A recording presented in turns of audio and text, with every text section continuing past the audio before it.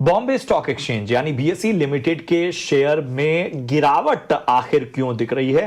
पूरी रिसर्च के साथ मेरी सहयोगी आशीषा अध्वर्यो जुड़ चुकी हैं, लेकिन अब जो दबाव है उसके क्या फैक्टर्स हैं? बिल्कुल, आज 5% की गिरावट के साथ बीएसई निफ्टी 500 के टॉप लूजर्स में शामिल है। जेफरीज की रिपोर्ट आई है जहां उन्होंने स्टॉक को डाउनग्रेड किया है, टारगेट प्राइस तो बढ़ाया है, 2,850 रुपए से बढ़ाकर 3,500 रुपए प्रति शेयर किया है, लेकिन उन्होंने अपना आउटलुक नीचे किया है, तो डाउनग्रेड किया है स्टॉक को। जो पहले होल्ड की राय दी थी वो अब घटाकर अंडर परफॉर्म की राय दी है।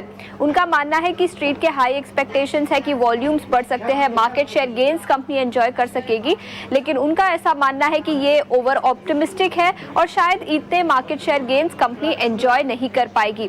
वैल्यूएशंस की बात करें तो वैल्यूएशंस काफ़ी स्ट्रेच्ड है, रिस्क रिवॉर्ड अब अनफेवरेबल नज़र आ रहा है उनके हिसाब से, और उनका मानना है कि नियर और मीडियम टर्म रिस्क को कंपनी और मार्केट फैक्टर इन नहीं कर रही, तो उनका नज़रिया काफ़ी पॉजिटिव है, जिसके चलते उन्होंने डाउनग्रेड किया है बीएसई को। इसी के साथ एनएसई लिस्टिंग के चलते पिछले कुछ दिनों में स्टॉक में शानदार तेजी दिखी है।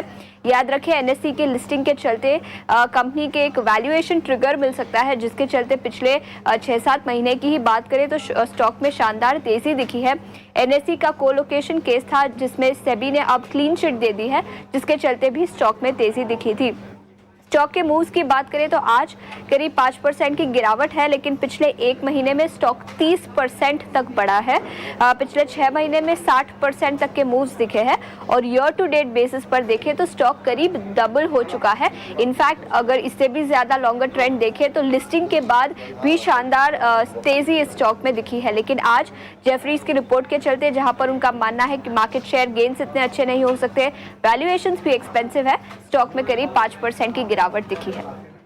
शुक्रिया करेंगे आशीषा इस अहम जानकारी के लिए। तो तमाम बातें, कौन से ट्रिगर्स हैं, कौन से फैक्टर्स हैं जो इस दबाव की वजह बन रहे हैं, वो हमने आपके सामने रखा। अक्षय, जरा बीएसई लिमिटेड पे राय दीजिए। जैसा मैंने पहले कहा कि जिस तरह से इस पूरे स्टॉक में एक जबरदस्त रिटर्न का पूरा गणित रहा है, उसमें वो थमता हुआ नजर आ रहा है। ऊपर से ब्रोकरेज की भी जो रिपोर्ट है वो जाहिर सी बात है इस दबाव को सपोर्ट करती हुई नजर आती है। बताइए क्या रणनीति रखनी चाहिए यहां से? अगर आप स्टॉक के गए 5 हफ्ते की एक्शन देखे तो बहुत ही शॉर्ट कम समय में बहुत ही दमदार मूव देखने के मिला है। 3000 से 4800 का मूव, तो जाहिर सी बात है कि इतने कम समय में इतना बड़ा मूव जब भी होता है तो स्टॉक एक ब्रीदर ले रहा है, एक पॉसिबल टेक्निकल टाइम करेक्शन के दौर में है, जहां पे स्टॉक एक रेंज के दायरे में शॉर्ट टर्म में सीमित रह सकता है।